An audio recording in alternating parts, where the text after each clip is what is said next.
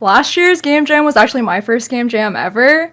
And I'm not even a developer. I'm an artist for True Crew. So I just wanted to say you don't have to be a developer or anything. You can make music, you can do 3D art, 2D art, animation, whatever. That's what I was for True Crew. So I always thought game jams were meant for just developers, but that's not true at all. So highly encourage any artists out there to join as like much as possible. So yeah.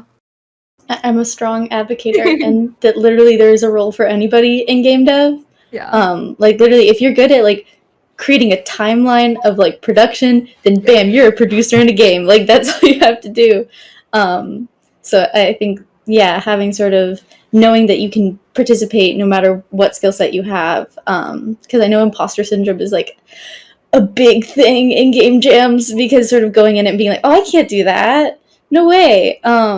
And not really realizing like, hey, you know how to do 2D art. You have an iPad with a pencil. You can do it. You got Exactly. it. Yeah. I'll pass it over to Hannah.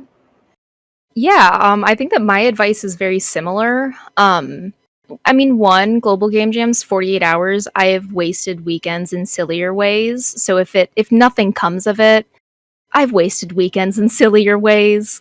But yeah, just go for it. If you have an interest in joining, that means that you have an interest in making cool stuff. So even like I know people who haven't finished the global game jam, and they still have a portfolio piece at the end of it, and it's also a really good time to XP grind, really, for the gamers in the chat, to gain experience with whatever it is that you want to get better at, because that's what you're committed to for the weekend. So just go for it. I was similar to Jade. I really had little game development experience, and Global Game Jam was my first game jam as well. And it was pretty intimidating, but goodness, I have gotten so much better just from that game jam alone, but from having the confidence of having finished Global Game Jam and participated in it.